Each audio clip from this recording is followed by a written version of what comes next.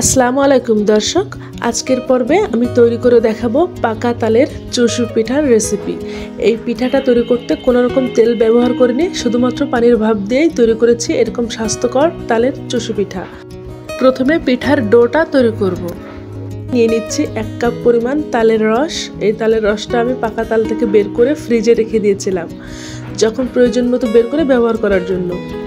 1 cup তালের রসে দিয়ে দিচ্ছি 1/2 কাপ পরিমাণ লিকুইড দুধ, 1/2 কাপ দিয়ে দিচ্ছি চিনি। তালের রসটা এমনিতেই মিষ্টি থাকে, এজন্য চিনির পরিমাণ এর বেশি প্রয়োজন নেই। 1/3 চা চামচ দিয়ে দিচ্ছি লবণ এবং নারকেল কোরানো দিয়ে দিচ্ছি 1/2 কাপ মতো। নারকেল কোরানোটা দিলে এই পিঠাটা খেতে অনেক বেশি মজা হয়। এখন চামচ দিয়ে খুব ভালো মতো নেড়েচেড়ে মিশিয়ে নিচ্ছি এবং চুলাটা ধরিয়ে দিয়েছি এবং এটা এখন আমি জাল করে নেব যতক্ষণ না পর্যন্ত ফুটে ওঠে। 1 চা চামচ মতো সয়াবিন তেল দিয়ে দিচ্ছি, এতে করে এই ডোটা অনেক বেশি সফট হবে। আমি কিন্তু এই পিঠাটা ভেজে তৈরি করব না, পানির ভাপে তৈরি করব। সয়াবিন তেলটা দেওয়ার পর আমি নাড়াচাড়া করছি এবং যখন এই মিশ্রণটা ফুটে উঠেছে তখন এর ভেতরে দিয়ে দিচ্ছি শুকনা চালের গুঁড়া 1 কাপ পরিমাণ। 1 কাপ তালের রসের জন্য 1 কাপ শুকনা চালের গুঁড়া পারফেক্ট রেশিও। চামচ দিয়ে অনবরত নেড়েচেড়ে নিতে হবে। চালের গুঁড়া দেওয়ার পর চুলার আঁচটা একেবারে লো হিটে করে দিতে হবে। এখন নেড়েচেড়ে একটি ডো তৈরি করে নিতে হবে, যতক্ষণ না পর্যন্ত এই ডোটা কিছুটা শক্ত হয়ে যায় এবং হাত দিয়ে একটা বল তৈরি করা যায়, তখন বুঝতে হবে ডোটা তৈরি হয়ে গিয়েছে। দেখা যাচ্ছে চামচের সাথে ডোটা উঠে উঠে আসছে। আমার ডোটা প্রায় তৈরি হয়ে গিয়েছে। এই পর্যায়ে আমি চুলাটা নিভিয়ে ঢাকনাটা দিয়ে ঢেকে রাখলাম 5 মিনিটের জন্য। ফিরে আসছি 5 মিনিট পর। 5 মিনিট পর এই ডোটা আমি একটা প্লেটে নিয়ে নিচ্ছি।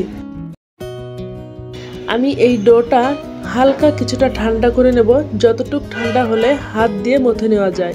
পুরোপুরি ঠান্ডা করব না, এখনও গরম আছে। এখন আমি হাত দিয়ে খুব সাবধানে একটু মথে নেব। মথে নিতে নিতে এটা বেশ ঠান্ডা হয়ে যাবে।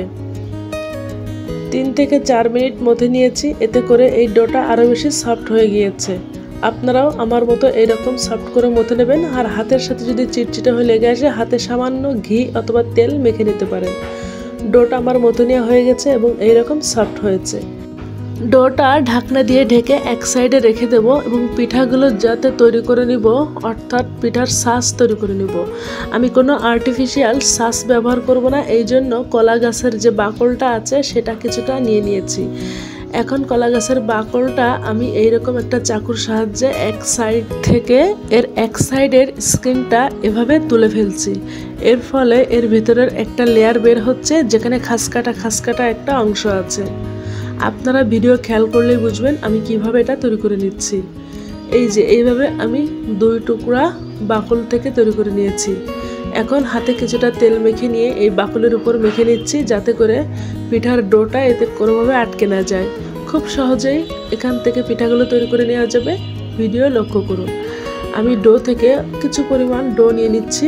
খুব ছোট ছোট করে নিতে হবে, একটা মার্বেলের সাইজের করে ডো নিয়ে নিচ্ছি। এখন এই ডোটা চুষু পিঠার মতো হাতে কিছুটা শেপ দিয়ে নিচ্ছি। এরপর এই বাকলের উপর রেখে আলতো করে একটা এইরকম চাপ দিলেই তৈরি হয়ে যাবে একটা পিঠা। লক্ষ্য করুন কত সহজে পিঠাটা আমি তৈরি করেছি। আপনাদের বোঝার সুবিধার জন্য আমি আরও একটা তৈরি করে দেখাচ্ছি।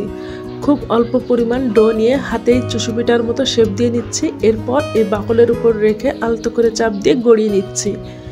গড়িয়ে নিলেই ন্যাচারালি একটা ডিজাইন তৈরি হয়ে গেল।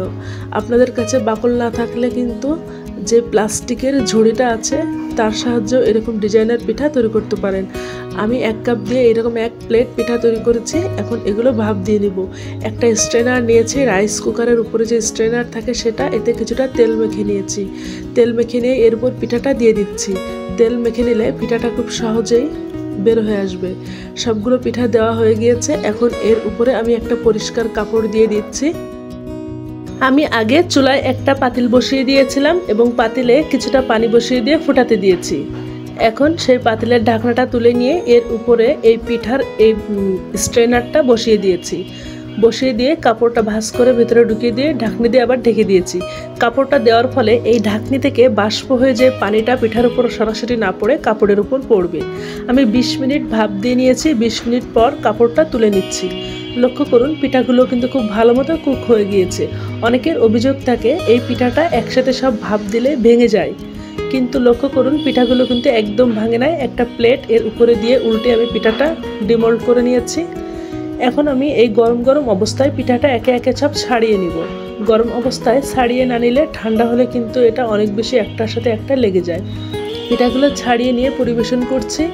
এই পিঠাগুলো ঠান্ডা হলে খেতে অনেক বেশি মজা হয় এবং সকালবেলা এটা খেতে আরও বেশি মজা হয়। একটা পিঠা আমি ভেঙে শেয়ার করছি, লক্ষ্য করুন। তৈরি হয়ে গেল তেল ছাড়া মজাদার তালের চুষো পিঠার রেসিপি।